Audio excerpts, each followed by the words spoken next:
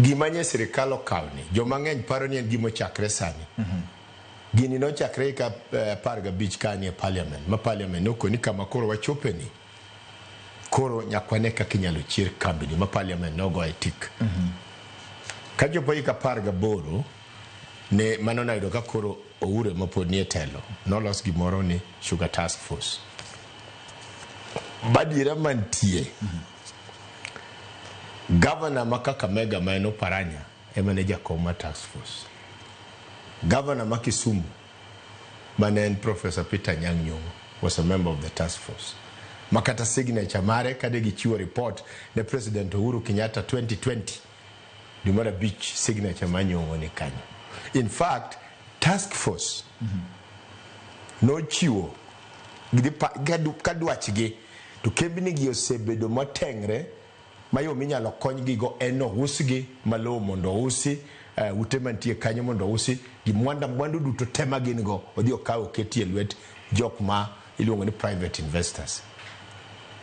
Gine gidwa no usgi te ne gidwa ni usgi ok desgi sani wa desogi watimo gi miluongo ni leasing. Pogruok kendo uso to kod deso en samwa desogi ubed udi man kuro ubed lope man kuro en pod en mwandu raia. Dine wa usgi magi di koro mwandu manie lwet ng'ata. Mane pogruok mantie. Shida mantie ng'eni wan jo siasa wan gi miluongo ni bad manners. Okine thuolo makiyudo gimoro kata mna gima dhi donjo kuom gima mar dhano idwa go e siasa. Nyocha neno giluor mang'eny ka Professor Nyong'o wuoyo ka gimo kia gini. Abro mi copy mar sugar task force report. Ibro neno ka chiel kuom jok mano yie ni mondo usi okodesi ng'ama nogo sei en Anyanka Nyong'o ma Gavana ma Kisumu. En a public document makati dhi nene tibro nene.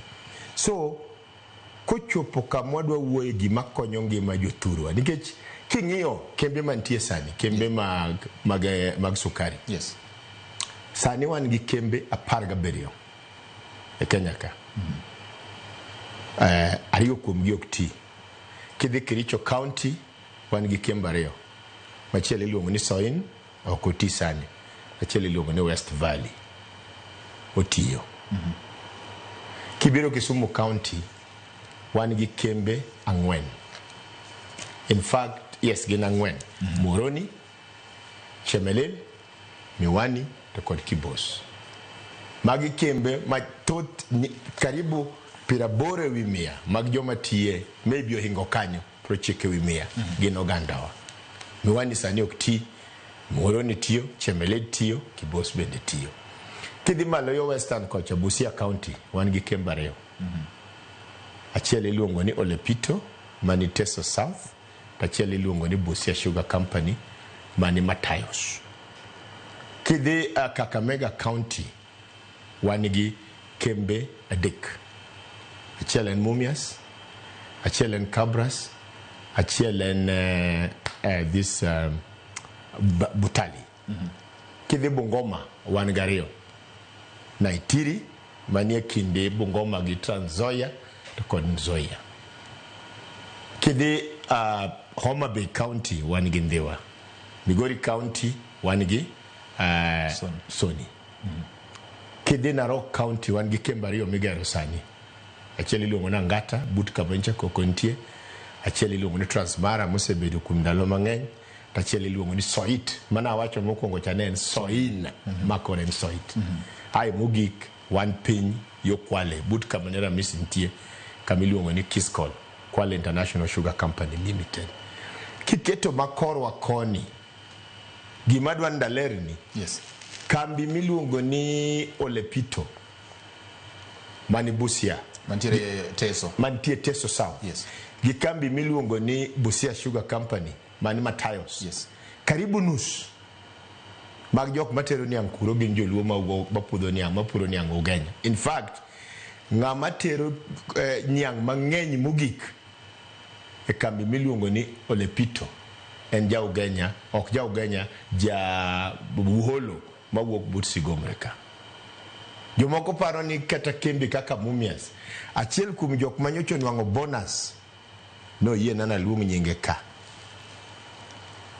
pesa manyocha president ochiwo maneno kona osepuro niang' kuom higni 40 iluongo no dongoroya aka miluongo ni nyaranga e Sigombre mano kwa ni wuod Gumbo asepuro niang' karibu higni 40 wang' ni anwang'o bonus diyud na Ruto monda wuogo ago nero kamano kembe makanyo kata mna Mumias karibu 25% mag joma tere niang' gin joluo kiriwo Mumias iriwo Busia iriwo Lepito miriwo gi kembe wa dekgi oganda wa mang'eny chiemo kowuok kuom niang' midhiriwo gi Soni midhiriwo gi sukari mago 100% oganda wa so samwa keto siasa machalo madwa thiro kaber ni niang' ka kendo ber biro bedo by the way niang' nigi pesa madwa na nyisi oganda luo mondo ng'e kata mna sani si county kamwa Yala Swamp achiel kuom niang' mang'eny mirego Kabras itimo dry sugar mawuok Yala Swamp niang'e gi jok thoth joma tiye gin oganda wa maluo